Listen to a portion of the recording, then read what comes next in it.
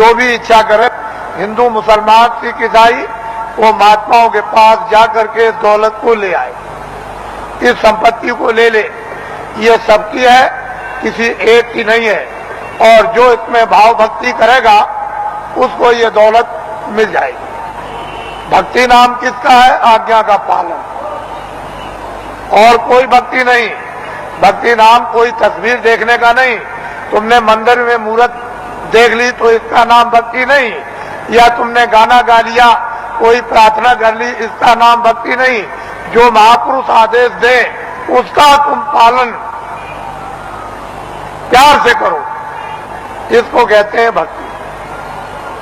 यह है भक्ति। हमने राम को नहीं देखा, हमने कृष्ण को नहीं देखा, हमने तुलसीदास को नहीं देखा, हमने मोहम्मद साहब को नहीं देखा, हमने ईसा मसीह को नहीं देखा, हमने पैगंबरों को नहीं देखा, हमने योगियों को नहीं देखा, ऋषि मुनियों को नहीं देखा, तो आप किसका पालन करोगे? रामायण समझ में आती नहीं, गीता समझ में आती नहीं, कुरान समझ में आती नहीं। अगर समझ गए होते तो रहम ना आ जाता, फिर जालिम तो नहीं रहते, हृदय में दया नहीं आ जाती, निर्दयी तो नहीं रहते। लेकिन वो तो तुम्हारी समझ में आता नहीं। तो भक्ति नाम है आदेश का पालन। जो आदेश का पालन कर लेगा वो तो महात्मा बड़े दूर के देखने वाले होते हैं। वो धीरे धीरे धीरे धीरे धीरे धीरे चारों तरफ से जाल डालकर और ऐसा तुमको फंसा लेंगे। पहले कुछ नहीं बोलेंगे, धीरे से फिर फंसा लेंगे। तो मुसलमान जो मस्जिद में इबादत करते हैं, उनके इबादत करने का तौर तरीका सही नहीं है, गलत है। इसलिए मुसलमानों की इबादत खुदा कबूल नहीं कर रहा। क्यों नहीं कर रहा? कि उन्होंने अपने दिल और दिमाग को पाक साफ नहीं रखा, और गंदगी से मालिक इबादत को कबूल कभी कर नहीं सकता। इसलिए उनकी इबादत कबूल नहीं होती और वक्त उनका जाया हो रहा।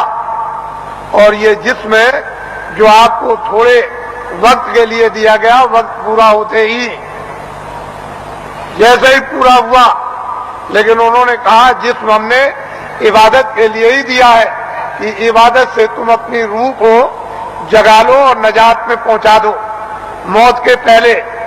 लेकिन आपने इसको समझा नहीं, वक्त पूरा हुआ और रूह को जिस्म से निकाल दिया।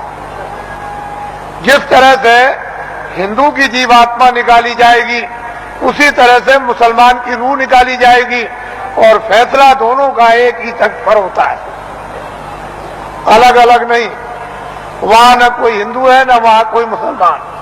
वहां तो जो भी तुमने अच्छे और बुरे जो काम किए वो वहां पर हैं, और उसी का इंसाफ हो जाएगा।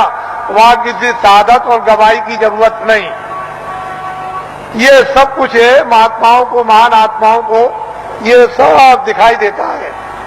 इससे मालूम होता है कि वो कौन है हिसाब करने वाला, और किस तरह से हिसाब करता है, और किन लोगों को फिर मनुष्य शरीर नहीं मिलता और कब तक नहीं मिलता है, ये महापुरुषों को सब मालूम। अब आप लोगों से हमारी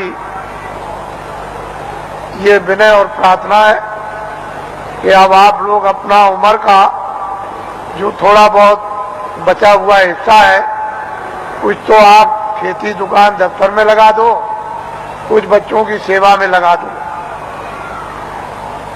कुछ मान सम्मान में लगा दो, कुछ सोने में। थोड़ा सा समय बचाओ इसी मनुष्य मंदिर में, जिस्मानी मस्जिद में, तो सच्चे खुदा की रूह से इबादत हो जाए और सच्चे भगवान का जीवात्मा से भजन हो जाए। तो ये जीवात्मा उस नूर को, यानी वो रूह नूर को वो पाले, यानी जीवात्मा उस प्रकाश को प्राप्त कर ले जो इसकी जान है, जिसके बगैर ये बेखबर और अकेली इस बियाबान अंधकार जंगल में ये मारी मारी फिरती है, उसका कोई सहारा देखभाल करने वाला नहीं।